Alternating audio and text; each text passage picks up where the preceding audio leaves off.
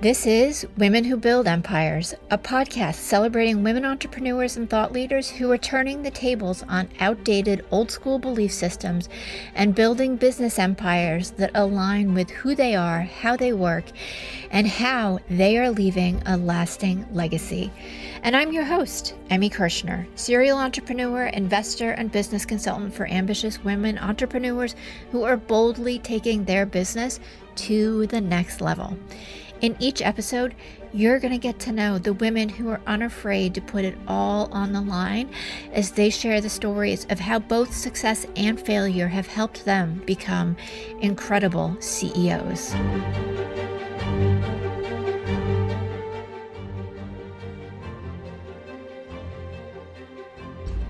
Hey, Empresses. I am so excited to bring this episode to you and our guest, Lisa Thomas. She is the CEO of the P3 Group, and I met Lisa at a NAWBO chapter meeting. She was the keynote speaker earlier this year, and I loved her talk, but what I loved even more is who she is, her warmth, her depth, her knowledge, her passion, how she leads with integrity, and the leader that she is. And I wanted to have her on the podcast because I wanted to be able to share her expertise with you.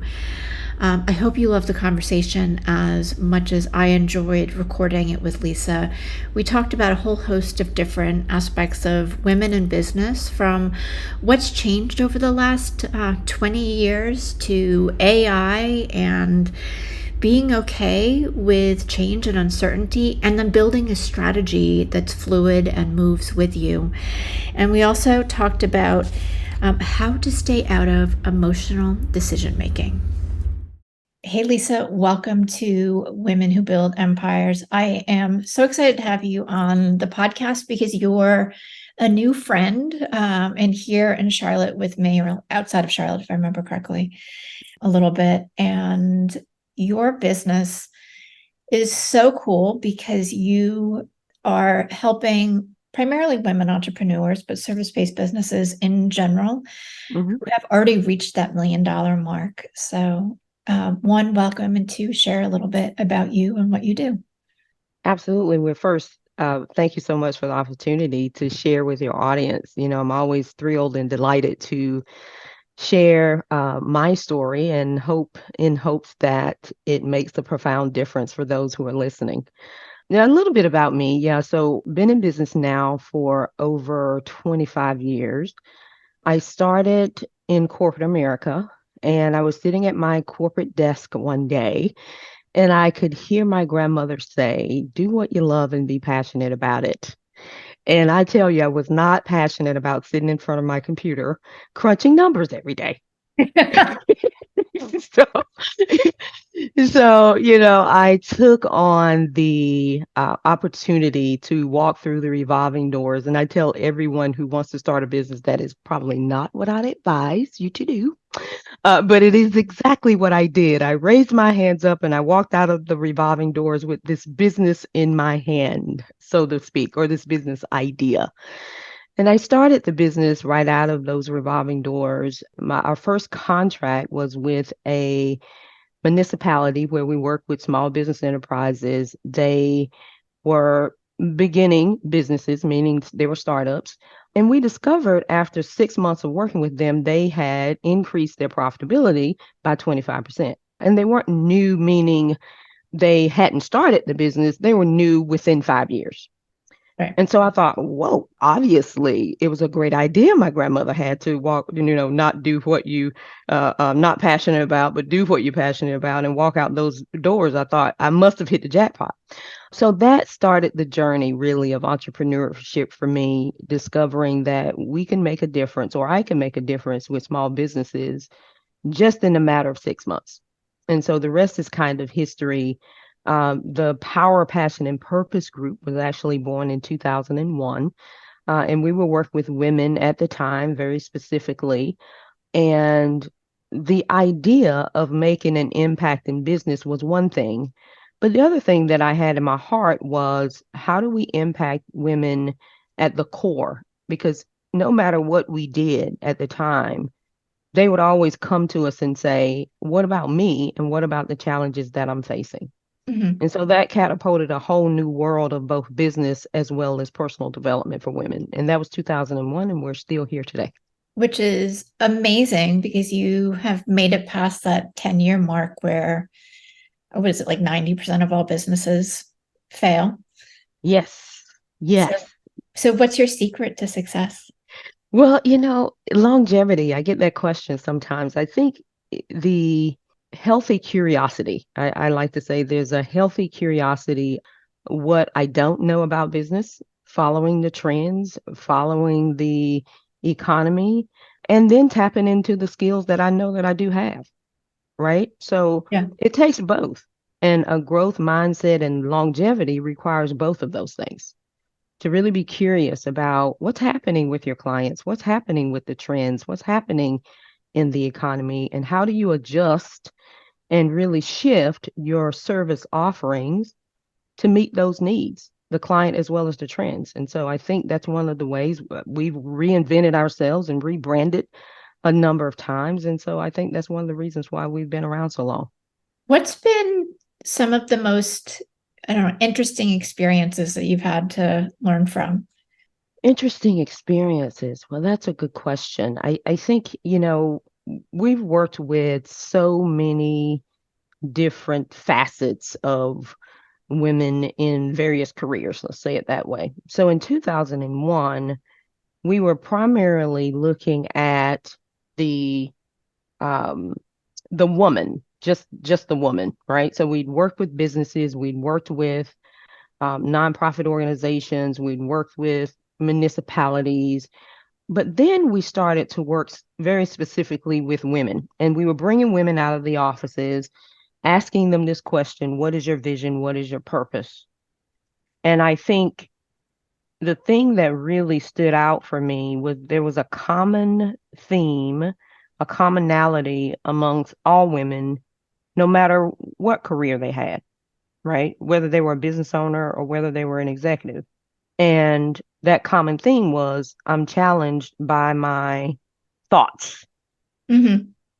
in a nutshell. And for me, I think the challenge in that was how do you really bring together a service offering that would align itself with that, as well as what's happening in the economy today, whenever that time may have been. I think it was maybe 2003, 2004. And how do you bring a service together that would actually match both of those needs? What's happening in the economy and what's happening in the mind of the woman? I think that answered your question. That's kind of what Yeah. the area that began to have us really start to dig in deep and hone in on the best way to offer a service that would meet the need of our most desired client, so to speak.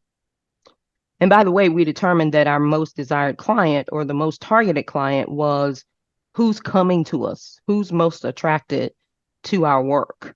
And we were doing events in two cities simultaneously, and that data really highlighted the fact that business women was a common participant, aligning thoughts to be consistent with their dreams and purpose were two things that we then had to consider when we put together a new offering. Initially, that was a bit challenging for us, okay, how do we bring all of this together in a way that really impacts the client, moves the company forward, serves our community, because we had that, interest in social impact, service our community, service the client, and service the business was a big question to answer. It is. It is because it's broad and a little abstract. So to Mhm. create a service that's tangible from that abstract, I think takes a little time. Yes, yes, yes, yes. So we pride ourselves on doing that digging and become scientists, so to speak, to really look at the data that we've gathered to determine the best service offering for the client. Do you have a process for doing that research and kind of digging in? Yeah, so the best way that we found, or what we've done in the past, and we kind of stumbled upon this process, though, Emmy, we did events, right? So the 2002 to 2013, really, which is a very long time, we were having events at one point in time for a couple of years. It was every month in two cities. Then we were having them quarterly in a couple of other cities in North Carolina. We had an event in another state. And so with that, that data was there, it was solid data for us. And then we would also do surveys as well and ask our community and extend our hand to other organizations to find out information relative to the client that we're serving. So that's been our process to really dig deep to find out the information that we're looking for. Because at the end of the day, if you don't know your client and you don't know what their needs are, how can you really serve them? Exactly. Exactly. You're just guessing and hoping that they Hmm. show up. Yes. And so while, the events that we were doing, they were very effective in terms of marketing, they also served as research and development for us. Mhm. What a great way to accomplish that, because you've got X amount of people in a room, so you get to see a lot of behavior, a lot of language, a lot of what resonates over Exactly. and over again. Exactly. And for us, we certainly, took that data and we would have surveys at the end of our events. And because we garnered a list of people that we could be in communication with, we obviously were able to ask them questions very specifically about their needs and wants and what works and what doesn't. And so it really did serve as a platform for us to garner the data that we need. That's cool. How have women approached business differently over the last 2 decades? Well, gosh, how have they approached the business? It's interesting, with so and COVID was a big sort of event that occurred that I think drew us all in to look inward to determine how we're going to serve our clients. So I'll start there because it was such a major event. And I think women are now starting to understand, one, that nothing's ever permanent, Hmm. right? And I think before we tend to be very comfortable in where we are. So I think women are now at least more, and I think this is across the board, not just women. I think everyone is. But I think women in business now are at least aware that nothing's permanent. Before, I think that people were very comfortable in that. And I said earlier that one of the reasons that we're here is because we always have our finger on the pulse of the evolution of the economy and Hmm. the forever changing ways that people receive information, how they process information, those kinds of things. And I think women now are aware of that. At the very least, they're aware that nothing's permanent. So their consciousness has been raised a bit to reconsider how they do business. I'm going to say that's a possibility. Now, where execution is another thing, but I think they're at least aware of it. The other thing that's changing, I think, the way that women do business and maybe having any business owner reconsider is AI, right? Hmm. There's a lot of talk about that. And so I would suggest, because it comes up in some of our consulting sessions, that there is concern about that. But again, there's at least awareness that things do change. And because you have a process down or you have a system or not, things are going to change and you have to be prepared for it. So in other words, the plan, the strategic plan or the business plan needs to encompass those things that could possibly happen to take you off course. Again, to your question, I think business owners are at least a little more aware that things are not as comfortable as they thought they were. Right. I mean, for me, things are always shifting. Mm-hmm. And if we're not paying attention to things like AI or other technology, even if we're not using it, but just having the awareness that it's there and how it could impact my business, their business, whatever, Mm-hmm. then we're not thinking strategically. Exactly. And I think the opportunity, though, to your question, we said, how are they doing it differently? I think one, there's just awareness. Again, I'm still studying the execution on awareness with some of these things.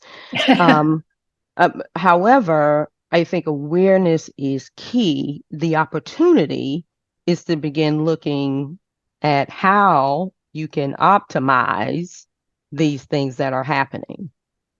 There lies the opportunity. And so I don't think every business owner, small business owner, particularly in our market, they're not necessarily looking at it from that perspective per se.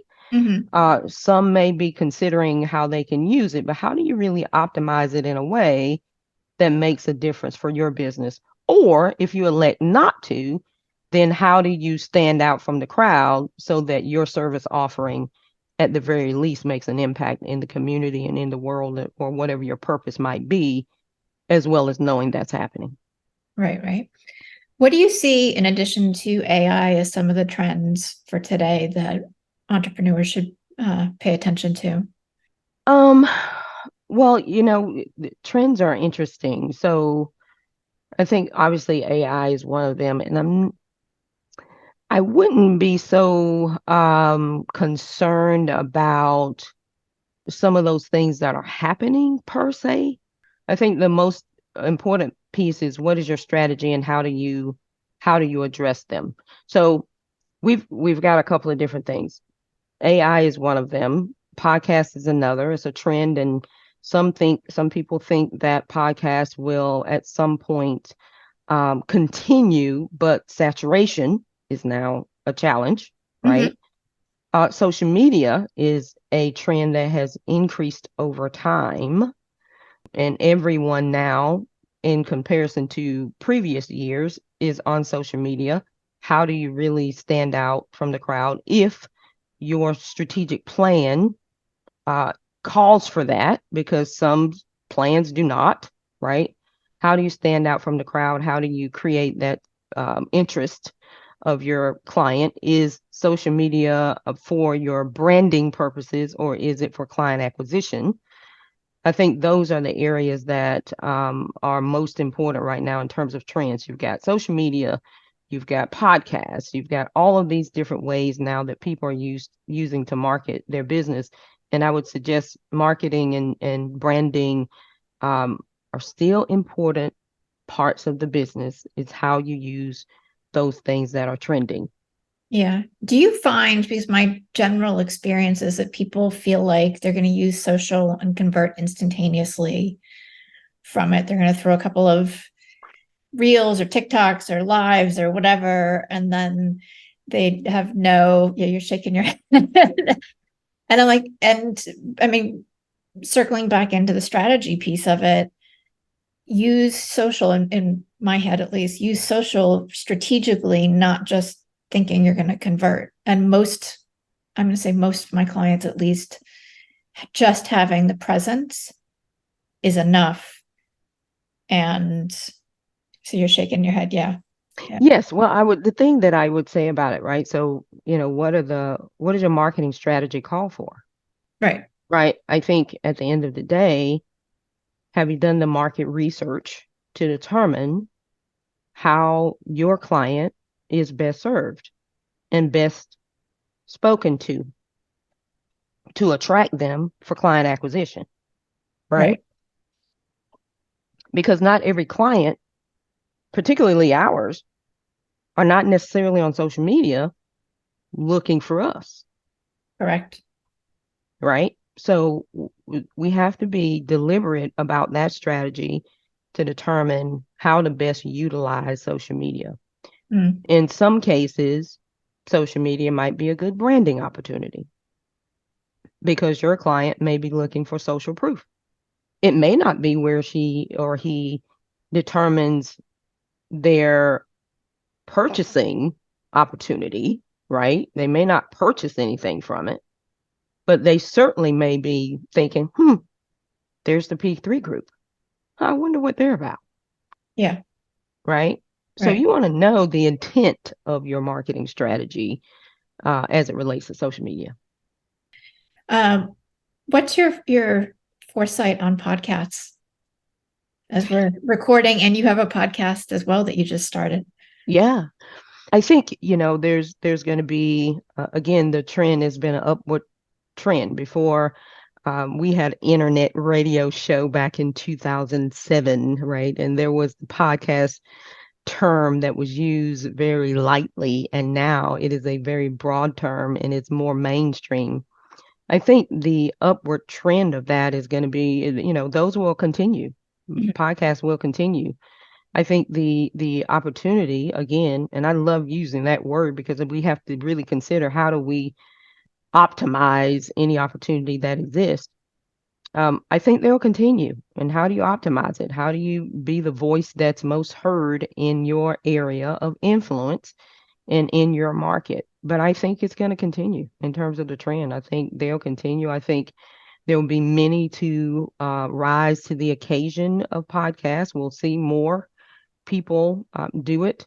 And depending on technology and AI, which um, I think that there may be some influence there as well. I think it will continue. It'll just, emerge and evolve a little differently. At some Right. point, maybe we might see some of the animated versions of some of the podcasters. Don't know. Don't have an inside tip. It's just what I'm thinking. It's been about a year since I looked at like what percentage of the population listens to podcasts, but it was pretty small still. Hmm. I think as people become more aware of what's available and Hmm. start, a larger population starts listening, Hmm. um, yeah, there's still an incredible amount of opportunity there. Yeah, for sure. Yeah, for sure. I think, to your point, in terms of people that are listening, there's still a wide range of opportunity for people to come and really consume podcasts. Because for me, it's very similar to streaming, right? So streaming kind of popped up, and it all of a sudden it eliminated Blockbuster and all these other, places and companies. But I think podcast is going to evolve very similarly. And then we'll have more people who want to listen and absorb and educate themselves through their phones or through their computers. So Yeah, it's certainly going to evolve. yeah. I'm looking forward to it. You know, Yes. my son uses podcasts to learn about marketing and business all the time. Like that's his one of his channels to seek new knowledge and to seek knowledge from different perspectives too. Yes. Yes, for sure. Yeah. So I fully anticipate that it will continue. And then for podcasters and hosts, again, what is going to be the opportunity for you? Will you be Yeah. the next Oprah of podcast, so to speak? And that's available. Like the barrier of entrance is low-ish. It's really about being consistent. Hmm. Yes. Well, there is I'll just name this book real quick. It's called The Science of Getting Rich. And it is one of those books that I think is interesting, and I won't get too deep because it can be a deep read, but they Mm-hmm. talk about the original substance. Have you heard of the book? I haven't. I've read it. Yeah. You said you have not? No, I have read it. I mean, You years have read it. ago. So Okay. I Yeah, probably years need a ago, right? refresher. Yeah. So they talk about the original substance, right? And what that really means is and I'm going to say it from a business perspective, within the marketplace, there is always something that is wanting to happen. It's kind of like Facebook, right? Who knew, or any social media platform for that matter, but we'll just use Facebook. Who knew that people wanted to connect in the way that Facebook connects people, right? And so within the book, Mr. Waddles talks about the original substance. And again, from a business perspective, there is always something that is wanting to occur in your market. Mm-hmm. And I think with podcast and any other platform that we've started to entertain, what is the thing that wants to happen that's not happening? And so, to your point, again, what is the opportunity when you think about your business, Emmy, or your a business, whoever may be listening? What is wanting to happen in your market that you're not doing or is not being done right now? And so I think that's really the ultimate question when you start thinking about these things like podcast, or you start thinking about AI, what difference are you going to make? Mm-hmm. Yeah. And what shift do you see happening? That's exactly right. Yeah. And so that book really talks about that level of thinking when it comes to business. Yeah. And I'll just the other one is the Blue Ocean strategy, I believe. Yep. So I'll just verify that for you. But that's also another one that's a good book to read. Yeah, it is because it talks about standing out and solving problems differently than That's correct. everybody else. That's right. Yeah. Yeah. Earlier, before we started recording, we talked about strategy, delegation, and purpose. Yes. Share with everybody your thoughts on all three and staying out of emotional decision making. Well, let's just start there. Staying out of emotional decision making, right? So I mean, there's a place for that, right? So as a visionary, and every business should have one, there's a place for emotions, right? Because I mean, when you think about it, vision is about that. You know, what is at the heart of the business? What is the real purpose of the business? And so there's a place for it. I think the challenge, or the thing that every business owner needs to understand, is use that place when it's necessary, and then be in strategy when it's also necessary. That means you may need, if you're a visionary and that's a part of your makeup, then you may need to hire people that are more strategic, who are more deliberate and action oriented to execute on your vision. So the thing that we were talking about most importantly, Emmy, was you've got to have a visionary.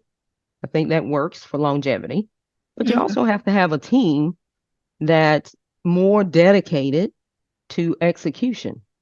And or if you're the person who's all about execution, then perhaps a visionary is someone that you want to have on your team.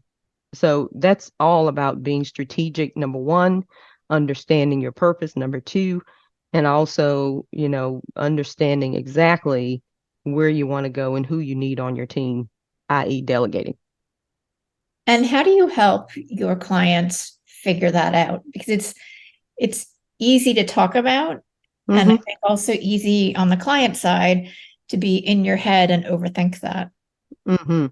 And so, how do we sort of get our clients to a place where they understand, one, there's a visionary, a purpose, and then there's the team. So, when you think about strategic plan, I mean, it's very, very straightforward, really.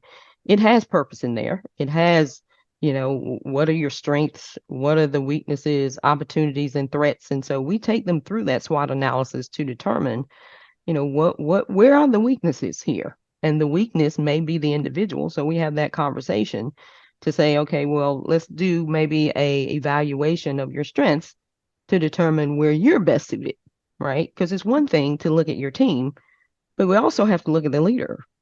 Because at the end of the day, if the leader is not in the most appropriate position, then the business does not quite thrive in a way that they have a commitment that it does. So we do a complete SWOT analysis to include all of that. And then we go through all the other things that we talked about, the financials, the marketing strategy, advertising, and all those things. So our process is quite simple in explanation. It takes quite a while Right. to go through to go through it. But that's really it. We have to have a very hard conversation with our leaders, but we do it in a way that's very easy for them to see and understand, Mhm. right? Because once we start to break down those strengths of the individuals on the team, the strength of the business, because that's a part of it. So we don't separate those two, right? We include it. Well, who's on your team and what are their strengths? What are their weaknesses? What are the opportunities? What are the threats in their roles that may impede your ability to succeed? And then we take it from there. So that's how we have them really have those eye-opening experiences to determine where their best role is suited. In Mhm. addition to that, some people have a hard time hearing that, right? It makes it easier to understand when we lay it out that way, But we also have the personal development side of it to coach them through any challenges they may face as we go through that. Yeah. And how do you break down being more strategic or less emotional when it comes to making those decisions? Yeah. Uh, Yeah. Well, two things about that. One, I'm going to say that, you asked, how do you break that down?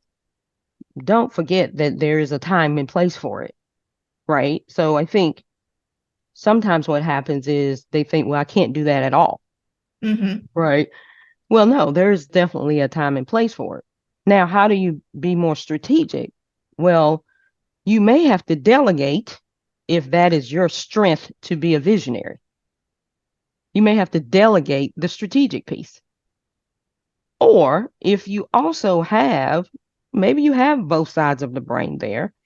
If you do have that ability to be strategic, then we just have to look at now your time management. Where are you placing the time in being a visionary? And where can you place the time to be strategic? Um, and I also want to include in here, and which is probably where you're looking, that's a challenging thing for some people, Yeah. right?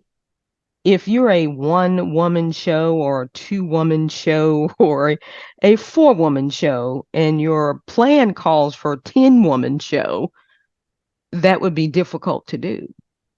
So now we've really got to look at the plan of expansion. How do you really expand it so that you don't start to lose your mind, so to speak, trying to execute on your plan? Because there's no way you don't have capacity to do that, and the team doesn't have the capacity.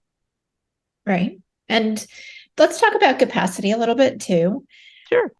because my initial reaction when I hear capacity is time, Hmm. right? But it's really more complex than that. 'Cause it's time, it's energy management, it's Hmm. everybody together. Hmm. How do you figure out what your company's capacity is? Yeah. So the company capacity. It's a Yeah. great question, right? Because, and I just gave that example, and I think you were probably looking there, right? If you have four and your plan calls for 10, what do you do, right? Inside of that situation. And how do you sort of measure your capacity? Well, the other part of this, and I'm glad you're asking the question, and because many of our clients miss this as well. Do you have key performance indicators? Yeah. Right. Yeah. And I pause there because I think it's a question that businesses need to ask. All of these things tell a story, right? So if you're performing and you have four people, just as an example, and you also are clear about your key performance indicators, they're going to tell you if you're at capacity or not, Hmm. right? But if you don't have them in place, how would you know? Exactly. Yeah. So, Like one of the things I love to have some of my like, and it depends on the business, but like how many mhm, hours can they fill with certain things? So attorneys, wellness studios, where they have people doing a service, there's X amount of time. mhm. And when they start looking at that, then they realize that they are either over or under capacity. And then how do we fill in those gaps by either releasing or adding in? Exactly. Yeah. And then you've got with what I just mentioned, you have something to measure it, Right. right? Right? You have something to measure it. And then there's opportunity for development, perhaps, Hmm. right? Because perhaps you have a person on your team that really does have the capacity, but they don't know they have it, right? And Right. perhaps all there is some development to expand their capacity. Or you've got someone who's overextended and now they're overworked. And in addition, you've got a morale issue, you've got a team issue, and all those things sort of fall out of their inability to perform at the level that they desire. So it's really critical that those things are included. And so in a strategic plan, you'll have those things. Yeah. No, I love KPIs and spreadsheets because for me, knowledge is power and Yes, not about the right and wrong of it. It's making adjustments. yes, yes. And being present and conscious of them, right? So you're right. Knowledge is power for sure, but sometimes it is knowing, Okay, I like that. right? It is the Yeah. knowing that limits your ability to think outside the box, Mm-hmm. right? Yeah. So I think many clients I've spoken with would communicate a similar thing. It's like, okay, I have them. Not to say this is you, Emmy, but some people do have that. I understand them, I have them, and I know what to do, and I've got all of that. And then when we start to look at the day-to-day interaction of it and the management of that, that's not being done, Right. right? So we really have to be sure and clear that we are executing on all of those things and monitoring and documenting at every stage. And when you're a leader, you can do that. If you're in the weeds of your business every day, it's difficult to do it as well. So that's another area that we take a look at when we're working with our clients. Are you in the business, working in the business so much that you can't really manage it and be a leader of it? And what do you do when you have clients that are in the business and really want to, like, they're entrenched, they want to stay there? Is Hmm. that when it's time to bring in somebody else who can then lead the business so that Yeah, they, so, yes, and it's a difficult conversation, yeah, right? It is because, it's their baby and they want to lead it. But yet again, our job is to support them in laying out the narrative and the truth about their business, yeah, right? And so we partner with them in creating that narrative or truth, if you right, will, so that they can clearly see, oh, this isn't working. And then they elect to remove themselves or replace themselves in terms of leadership or decide to be a leader and replace themselves in working in the business. yeah, yeah. I want to shift gears a little bit too, because you Hmm. have a case study on your website that you have Hmm. available for everybody Yes. that shows how you lead people through strategy. Can you talk about that a little bit? Yeah, so our case study is just that. So we actually work with one of our clients, a long-term client that we've been partnering with and supporting over the years. And so we took all of that data, as I mentioned earlier. I'm one of those people who loves to do research and gather data. And so that case study really is about some of the challenges, how they're now optimizing all of the strategies that they've implemented, how they've grown, how they've overcome some of their emotional challenges and their triggers about working with subcontractors and all those wonderful things. And I just threw that out there because that's one of the examples that I talk about in the case study, whereas our client was reserved about using subcontractors. And the internal dialogue that the person had about that is they're not going to wear our paraphernalia. They're not going to really perform at the level of integrity that we do, and all those things. And it turns out that we supported them in having that happen, and their profitability increased 25% with their jobs. And so that case study goes deeper into examples like that to talk about different ways that we've supported that particular business as well as other businesses to catapult them to increase profitability and have a little bit more freedom in life so that they can live the life that they want. Amazing, amazing. And we have the link for that. So anybody who wants to check that out should check out the show notes. And Lisa, this has been so much fun. Share with everybody where they can get connected with you. Absolutely. So we're go to our website, obviously, www.thep3group.com. Mm. There you will find all the services that we offer. Leap.thep3group.com is where you can get the case study. There's so much information there. Obviously, on LinkedIn at Lisa Thomas Expressed on LinkedIn. And then Facebook, facebook.com, obviously, /P3 group. You'll find us there as well. And on Instagram, instagram.com, P3 group. Awesome. And we'll have all those links in the show notes too. So Fantastic. Well, I'm excited. This has been great, Emmy.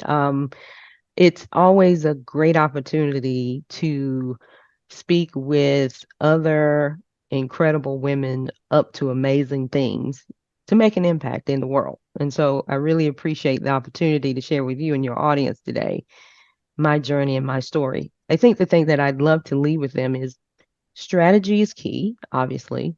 Mm-hmm. Lead with heart. If you're a CEO, lead with your heart, lead with your vision, lead with your purpose, but build it with strategy because Absolutely. that's where freedom really is. Yeah, that's so wise and beautiful. So thank you. Thank you. It's my hope that you find at least one nugget of value in each episode of Women Who Build Empires. And if that's true, please follow and share Women Who Build Empires with your friends and leave a review on Apple Podcast. Your support is what will help this podcast be found by more women just like you.